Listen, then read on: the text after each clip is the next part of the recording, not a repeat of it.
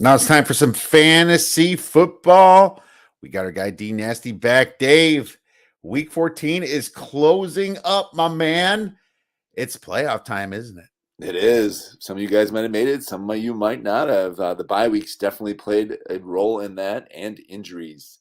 Many injuries to get into this week. No buys this week, actually. So that is very nice. But the buys killed a lot of teams this past week, though. They really did. And if you're wondering why my head's cut off, I have a green shirt on. So we got a green screen in the back. And I'm like, you know what? This looks kind of cool. I'm going to do it like this. So there you go. If you ever watch on our YouTube channel, you can see it. But either way, it's going to be a good show because it's important this week, Dave. I mean, the playoffs are starting, and there's some busts out there you might want to avoid that we're going to go over. And there's some key injuries that certainly set this week off going crazy. And I'll start with that. Quarterback hell this week. I'm also just blow right through them. Lamar's backup, Tyler Huntley, got a concussion. But in the same game, Kenny Pickett got a concussion earlier. So there you go. These two players might not play next week. You know how the concussions are, especially with Pickett's second concussion. Russell Wilson, nasty concussion on a touchdown scoring drive. You know, he got all the way up to the 2, and then his backup came in ripping and ended up scoring for him. Another quarterback. His head hit that turf pretty hard, and then the guy landed on top of him and he hit it again. That was bad. You saw the bubble on his head that everyone put a picture on his temple. He's got this big old bubble on his temple. It's disgusting. God. Yeah, you can see it. That looked good, man. And he was having one of his better fantasy games of the year too. Yeah, he was actually doing okay. I mean, it was against the Chiefs, D, but still, he's probably out this week. I don't see. A lot of these guys might be. Kyler Murray, the game we're watching right now, got injured like the very first quarter on a non-contact, and it's, from what I'm reading on Twitter and other places, it's not looking good, Dave. So no, the non-contact are the worst injuries because that's usually like a ACL or Achilles or something like that. So usually those are pretty serious. They are for sure. Mike White went out with a rib injury, but I'm hearing he's going to start. So precautionary stuff, but he got his ass kicked that game against Oh my the God. Bills. I saw the first hit when he took that hit. His whole body buckled in half when that guy hit him. I was just like, oh my God. I just felt bad just seeing it and just get hit. I even felt it myself, I think, when I saw him get hit. I was just like, oh. Yeah, he might have fried something brain cells on that one. It didn't look bad. Yeah. Oh God, I hate saying that. So there, yeah, just ton of quarterbacks. Wide receiver Tyler Boyd from Cincinnati broke his finger, I think, but he could play, but they're going to tape it up with a receiver. You don't really want a broken finger, and that would seriously hinder him. He could sit. T. Higgins has a right hamstring injury, so that happened, I believe, in the game. Damian Pierce for the Texans, he went out with an ankle injury. Looks like a high ankle sprain, I believe. So he might miss this week, Dave. Daniel Bellinger for the Giants, another injury. The guy's been out all year, it seems, and rib injury this time. Wide receiver Corey Davis for the Jets had a head injury, so he could miss. Wide receiver Deebo Samuel, maybe the most important receiver injury this week with a high ankle sprain. Big bummer to the 49ers coming into a big game this Thursday against Seattle. No chance he plays this one. Dontrell Hilliard, the running backup of Henry, and he's the pass catching one for Tennessee. He has a nasty neck injury that was carted off. You never know about those either. He could come back this week, but we don't know yet. Like I said, with Kyler Murray here, and then the same game, Ramondre Stevenson, ankle injury. So the backups have been hitting it hard. Dave, what have I missed? Tyreek Hill, ankle injury. Jalen Waddle still banged up as well. Kendall Hinton, who was subbing in for Corey Sutton, actually was having a pretty good game. He has a hamstring injury. Jake Ferguson, the UW tight end, our alum here, tight end for the Dallas Cowboys, neck injury actually. And then actually Desmond Ridder was announced as a starter after coming off of the bye. So Marcus Mariota will not start going forward. So just pencil him in too. Desmond Ridder is a nice pickup, actually. We'll get into that in a minute here, but definitely Marcus Mariota will be out next week because he lost his job. Yeah, he lost his job, and I agree with it. It's like, they're kind of in playoff contention. Mariota's not the guy. He's just He's just not. He was a And fill-in to begin with. yeah, he's a backup, career backup, in my opinion. And, you know, if he's not using his legs, he could be pretty bad. Nope, I agree with all that. Why don't you start with the waiver wire, Dave? Where are we going? All right. Well, I'm going to go quickly through this today, but one of the ones that you definitely want to pick up, Mike White, only owned in 20% of leagues right now, which is hard to believe, but definitely he could be a league winner. He's playing the Detroit Lions, who is bottom 5 in pass defense and overall D. So great matchup for him, and the Lions give up usually quite a few points as well. So definitely, I would. And he already has Mike White already has 2 300-yard games this year. He has 952 passing yards over the past 3 games. He can definitely light it up, and he's a superb streaming option this week. So definitely pick him up if you're able to. Another guy out there, Jerick McKinnon. He's a little bit higher on the percentage owned side, but if he is out there, he could be a league winner as well. He's had some huge games. He made 7 catches for 112 yards and 2 touchdowns this past Sunday. And he also had 6 carries for 22 yards as a runner. So he had 50% of the snaps this past week as well. So definitely, if you need a running back for the playoff push here, definitely take a look at him. Another injury we didn't mention either is Saquon Barkley, a little banged up. He played about 20% of the snaps this past week. But Gary Brightwell and Matt Breida, you can look at them if you are a Saquon Barkley owner. You definitely want to handcuff him in case he does not play this upcoming week. It sounds like he will play more. They were just capping his snaps a little bit this past week, but you don't know about that, so it's kind of hard to tell. But I just putting that out there as well. Zonovan Knight, we talked about him recently, so I'm not going to go into too much detail on him. But he was looking good this past week against the tough Buffalo D as well. He had 17 carries, 71 yards, and a tutty. So, and he had 2 receptions for 6 yards as well. Carter mostly is used as a third down back. So Zonovan White is actually taking over that backfield, it looks like. Another guy we discussed previously, only owned in 13% of leagues, Jordan Mason. He's still working as the number 2, but if anything does happen to McCaffrey, he would definitely step into a big role. Kyron Williams, we talked about him previously as well, only 36% owned still. He's played 55 and 70% of the snaps in weeks 11 and 12. He only played just 28 and 30% in the last 2 games. Akers has kind of taken over a little bit more, but I definitely look for him to have some more carries over the next coming weeks. J.K. Dobbins, if people forgot about him or he's on the waiver wire, he could definitely be a league winner. He had over 100 yards this past week and a touchdown, so I definitely looked healthy. He's looking good. Donovan Peoples-Jones, we talked about him previously, so I'm not going to go into too much on him. DJ Shark, only owned in 40% of leagues right now. He's been playing awesome. We talked about him previously as well, but Jameson Williams, another guy, he had his first catch of his career, went for 41 yards and a touchdown. So definitely take a look at those 2 guys. And the Detroit Lions have just been playing awesome lately. So they got a difficult matchup with the Jets in week 15, but I definitely feel comfortable starting DJ Shark going forward. He posted 94 and 98 receiving yards in the past 2 games, and he had a touchdown this past week too. So Paris Campbell coming off a bye. If someone did drop him, only 33% owned. He has a nice matchup too. They're going to face over the next couple of weeks the Vikings, Chargers, and Giants. So you might want to just take a look at that for the playoff scenes. And the Vikings have one of the worst pass defenses. So definitely plug him in if you can. And then at tight end, Tyler Conklin. We did talk about him previously. Still only 26% owned. He's gotten 15 looks over the past 2 games. So they are throwing the ball to him, and Mike White likes to go to him. So if you do need a tight end, definitely look his way. All right, man. That's a lot. Yeah, we covered a few of those guys last week, but I'm going to throw a few more out there. Donovan's Peoples-Jones, 12 targets last week. He could light it up possibly this week. Chris Moore, 11 targets, like you said, Chris or Dave. Yeah, 11 targets. That's massive. Elijah Moore, actually, if Corey Davis is going to be out, he actually had a few targets this week as well. So I like what Elijah Moore actually finally did after this whole season here. Wide receiver Trent Taylor for the Bengals, if they're going to be out without Boyd or Higgins. You know, if you're one of the owners, I would pick him up. I'm not sure if I'd pick him up unless it was like right before the game if you find out they're out. So I just want to throw them out there. Now, I mean, there's a bunch of quarterbacks out there that might be streamers this week. The weird thing about the Huntley injury is there's a Huntley, but they bypassed him and put in Anthony Brown for the Ravens. So I believe Anthony Brown would play.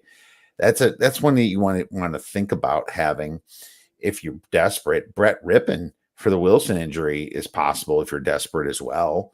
You know, they they need to put up some points. These Denver Broncos, and couldn't be Colt that McCoy. much more.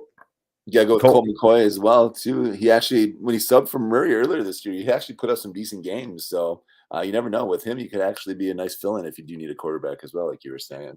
Yeah, Colt McCoy. He's, I mean, if Murray's out, then he's gonna get some get some play with that DeAndre Hopkins for sure. Baker Mayfield, can you believe it? That crazy drive. I mean, he's back on the freaking waiver wire here. I mean, the Packers this week too, which is a good matchup. I hate to say it, but they are.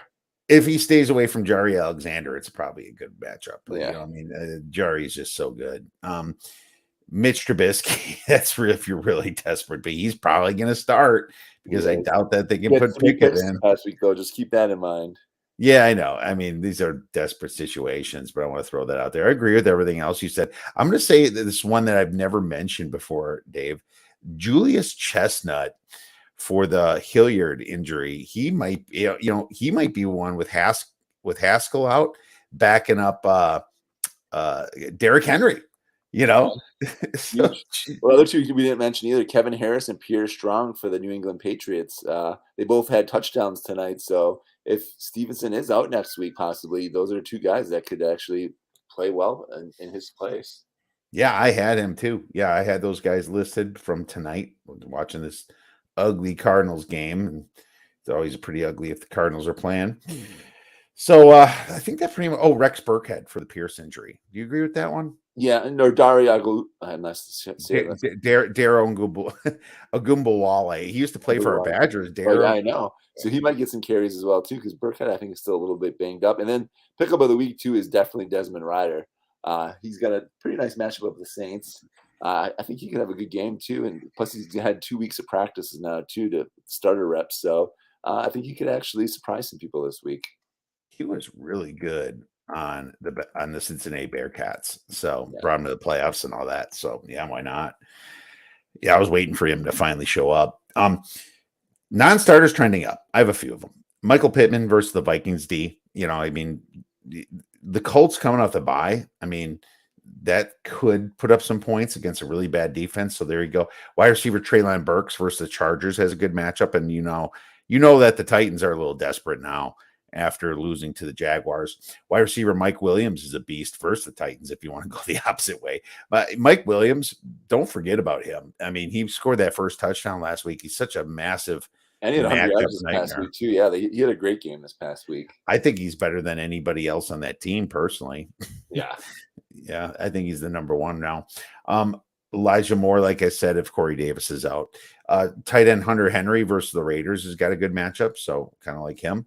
Running back Chuba Hubbard versus the Steelers. He seemed to ball out this week in against Seattle. So I like Chuba Hubbard here as a non-starter trending up for you. Running back Pierre Strong for the Stevenson injury.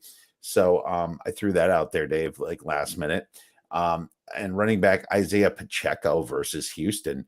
I think, now he can he actually got a good amount of touches last week. So for the Chiefs, I like Pacheco finally to blow up. We've been waiting for that for a while. So those are mine. What are yours? I definitely like Baker Mayfield against Packers D this week. Packers haven't been stopping many people lately. So I like Mayfield in that matchup. I do like Terry McLaurin and Jahan Dotson against that poor Giants defense. They haven't been stopping many people as well. I like backup wide receivers actually for the Bengals this week against the Buccaneers. We didn't mention T. Higgins is banged up still, and then boy, with both those guys though, Chase is the only guy really there. So definitely look at the backups that are behind Chase, and those are guys that are going to be streaming up now because they don't really have anyone else if Higgins isn't able to play. I like Kevin Harris and Pierre Strong. I agree with you on that one. I like actually against that Titans defense. I'm going with backup running back for the Chargers as well. Which one, Kelly? Yep, Joshua Kelly. I like Joshua Kelly actually too. He's trending up for me this week.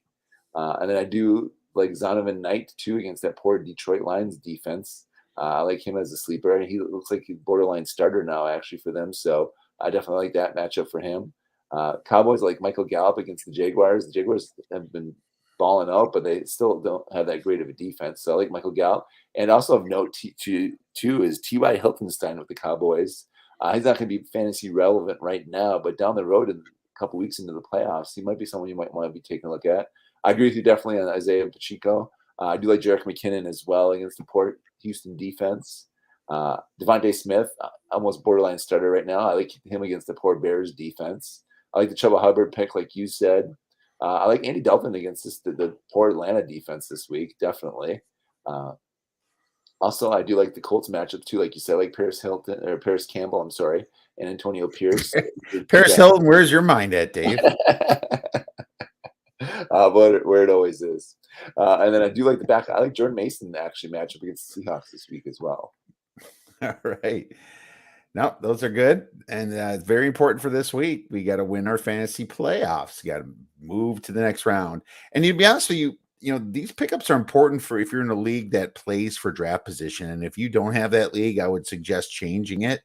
I think it's cool to keep everyone engaged, so, they're making moves and starting their players. And, especially at the end of the year, they want to try for at least, the best buy spot if you're a 12-team league. So they come in a buy coming into the, I guess, consolation bracket, right? So they can win the first pick. That's how it always should be. You shouldn't reward the worst, crappiest team with the first pick in fantasy, in my opinion. It's just you're punishing people that try. So you're actually promoting tanking, actually, which you don't want to do either. Some even have a toilet bowl where you can win money for the bottom constellation bracket too, which is kind of cool. Some even have trophies or money they give out too for that, which keeps people involved at the end of the year, which makes it more fun for everyone too. Yeah, well, you have to make sure they play their players, otherwise, I mean, that's just more work on the commissioner. Personally, I like it more. You just have to play for a draft position if you're the bottom teams, barely missing the playoffs.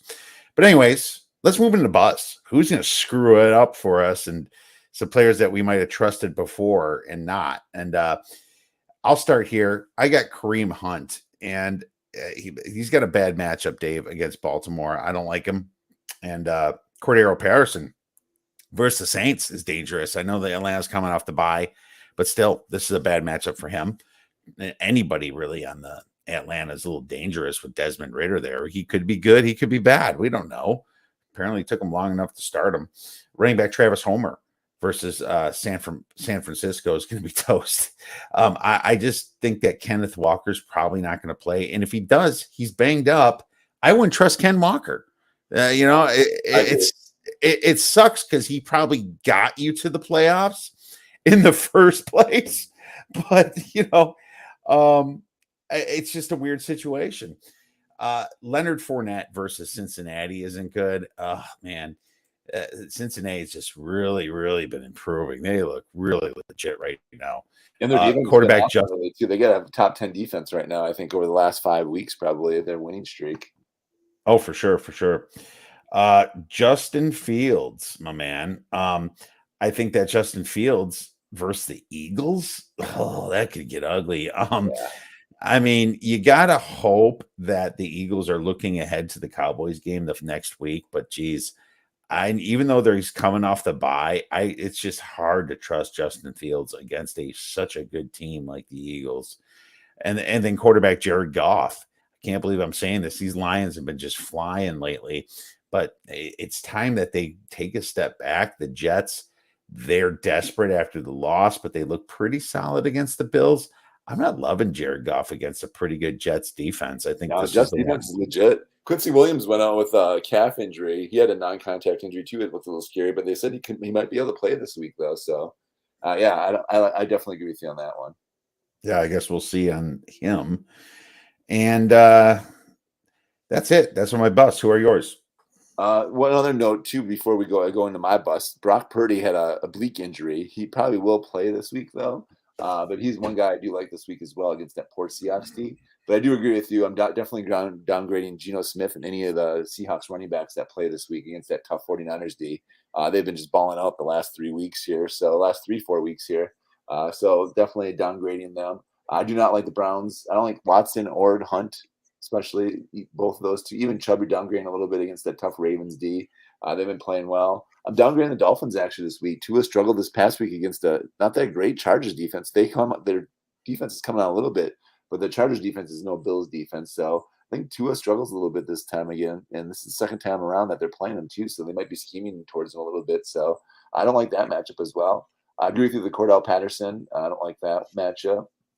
I think Deontay Foreman and Chuba struggle a little bit against the Steelers. I know you said you like them trending up, but Steelers still have a pretty good defense, so I don't like that matchup. I agree with you on the Bears. I don't think Fields has a good day or Montgomery. I don't like either one of those matchups for them. Jaguars, I think Etienne struggles against that tough Cowboys D. Trevor Lawrence, I think, struggles even a little bit this week, too, against the tough D. He had one of his better games last week, but he wasn't playing the Cowboys D, one of the top-ranked defenses. So I'm definitely downgrading him. I agree with you on Goff. I think he struggles a little bit against the tough Jets defense. I think McCoy, if he plays against that tough Broncos defense, I think he struggles a little bit against them as well. I agree with him on the Buccaneers. Brady could have another crappy day this week. I wouldn't mind seeing him lose again anyways, but I definitely think the Bengals are playing well. I don't like that matchup for Brady and his receivers. Mike Evans has been struggling quite mightily over the last couple of weeks as well, so definitely downgrading him as well. I don't like that matchup for them.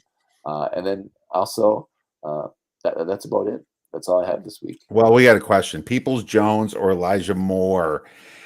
Oh, that's a tough one. I mean, you can't make the decision on Elijah unless you know that Davis is out. So I have to say Peoples-Jones right now.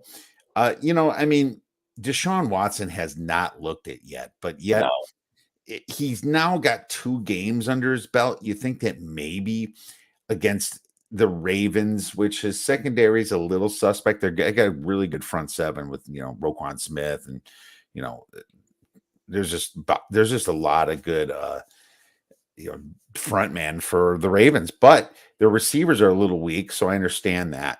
Peoples-Jones was just targeted very heavily because they're, double teaming their number one there. And I just think that, Peoples-Jones should be it. But if Davis is out, it'd be almost a push for me. I would probably say Elijah Moore if Davis is out. What do you think, Dave? I agree. I like Devontae Peoples-Jones. Definitely like that matchup too. So, but like you said, Watson struggled a little bit, but he's still targeting him.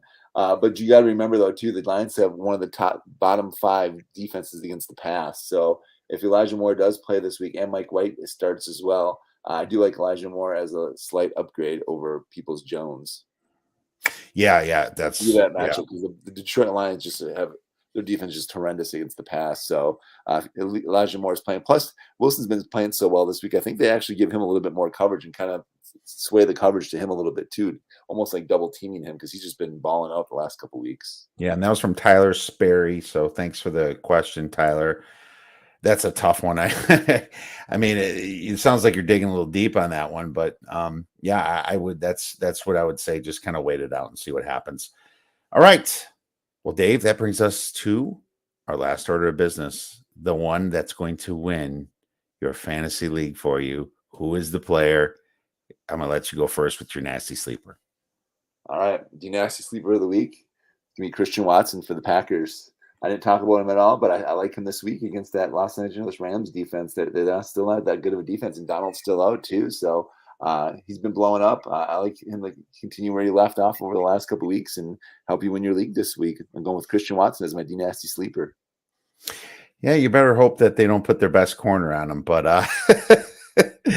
I like Chuba Hubbard there against the Steelers. I think that Chuba is motivated to this whole team's motivated to save Wilkes' job, and Chuba was fantastic last week, and the Steelers defense, like I said before, is one of the worst. What I didn't know and what we should have mentioned was J.K. Dobbins' health. I didn't know he was this healthy, and he was the prime back for the Baltimore Ravens. It wasn't my sleeper last week, which sucked. It was his backup.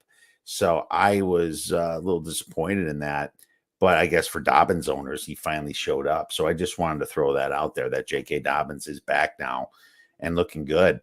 But yeah, I think Chuba Hubbard has another massive game. He's also catching balls. Sam Darnold's throwing to him. He's going to be huge this week. So keep your mind on that. Anything I missed, Dave? No, I like it. All right, guys. Thank you so much for listening to this show. If you have any questions, feel free to tweet us at the Odds Breakers. Best of luck on your fantasy. Go win your playoffs. And go get some winners.